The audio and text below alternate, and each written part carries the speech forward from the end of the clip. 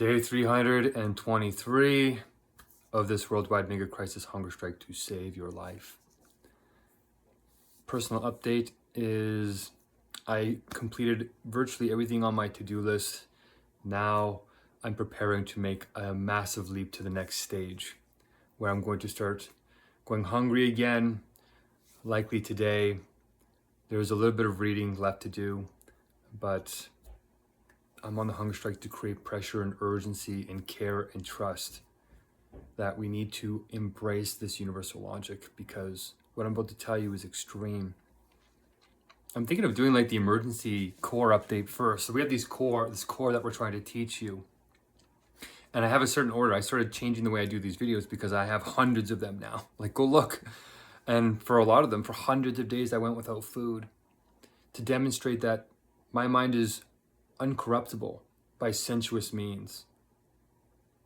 And a lot of people right now, and the reason why our society is descending is because people are out of control in terms of their impulsivity and their animalistic self rather than their higher divine self or rational self. Science and reason are actually the same thing if you look at them in the right way, not in the fragmented human way that's chopping everything up and causing the mega crisis that we're in. 6 existential threats are facing you right now and me.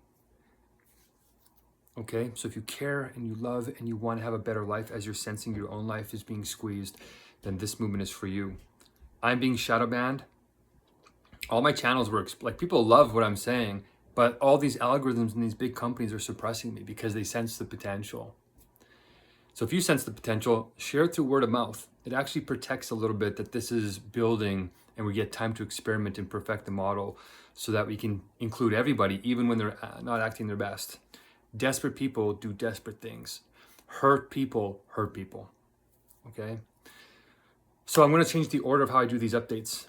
So it was before personal update, then I do the core teaching, and then I do the emergency core, which is the world news on how the emergency is working out, right? The core is working out. And then we do the wifey update. So I'm going to start with my personal updates, emergency core, get into the core, and then talk about the wifey. Okay. And you might be her. So personally, I'm feeling awake. I'm feeling ready to cook. I'm feeling ready. Everything else has been, I typed up this huge post about AI to Tony Robbins' AI crew and a whole bunch of people on LinkedIn. The AI thing is really extreme, you guys. So I got 4.5 hours of sleep last night. I'm feeling okay. And I'm starting to get hungry. I'm actually running out of food too from the donation. So I've been eating for quite a long time. So it's forcing me to get back on. I'm cooking Peru and Iranian food in honor of Iran being attacked here. But I've also cooked Israeli food already. So it's not like I'm choosing sides. They're both doing something right and both something wrong. That's just how fragmentation works. One is more the aggressor, one is not. But if you look at the history, it's all trying to balance out in this deeper logic, this spirit logic working through human time. You're a part of it, I'm a part of it. You don't have to be a part of the deeper essence of history. But if you are, you're remembered by humanity more. If you live a selfish, meaningless life, then you get erased by the contingencies of the random universe. But there's a cosmicness in you that can't be touched by this world, and that can be imbued in it through a wakefulness. So the way that you live can set a memory, not just in your own children or the people around you, but if you really live in this deeper way, it is remembered through time, all time. So we're trying to live that way now because we need to make a peaceful revolution to address this massive problem in world history. And we're talking about, yes, Iran. Trump said that he was going to destroy a whole civilization. They're in a ceasefire right now. We can get in there with universal diplomacy and solve that. So if you're at the United Nations or you know somebody, we need to teach them this kind of universal diplomacy based on this universal logic, which we just explained yesterday in yesterday's video. It's like my tongue is swollen because I'm eating so much. My body's not used to it. Even after all this time, it's probably getting used to it, but I'm still feeling kind of, I need to get in shape. I'm used to being in shape, working out. But right now, yes, there's a civilization under threat, Iran, because the United States is playing geopolitics. It has to. The United States is going to lose its global power if it doesn't do something radical. But the reality here is, you guys, in terms of the emergency core, we need to be focusing on this core AI problem, because it's not just an issue of one civilization going under, which is tragic and terrible. There's actually 58 global wars. It's just, we're in a devastating situation. AI can end civilization itself, us. It can end our entire species very quickly. You need to look up Claude Mythos. You're going to be hearing it dominate all the headlines very soon. If you're watching me now, you're ahead of the curve. Claude Mythos is an AI model 10 times more powerful than the next model.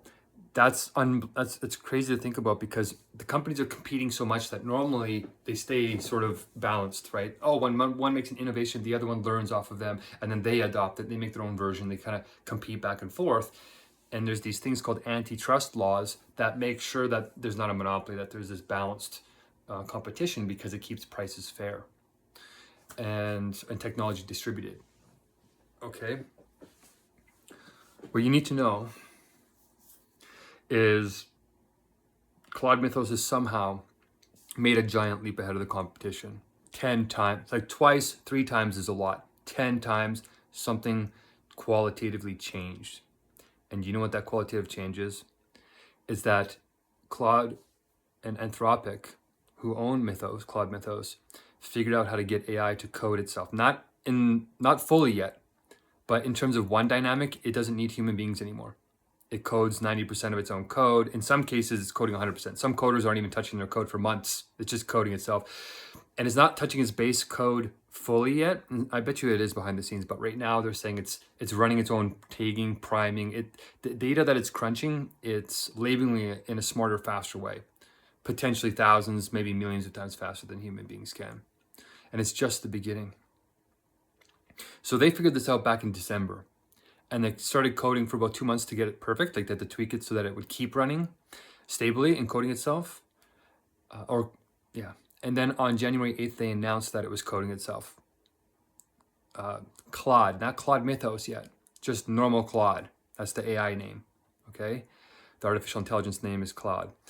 Then that thing, Claude, since January 8th until about a week ago, was coding at this incredible rate. And now, all of a sudden, we have Claude Mythos come out. 500,000 lines of code were leaked just on the front end. There's a whole bunch of stuff.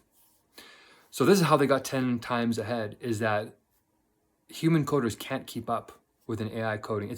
AI coders are already the best in the world. If you look at the global competitions, AIs are competing in the normal human competitions worldwide, and they're winning now. They started winning last year.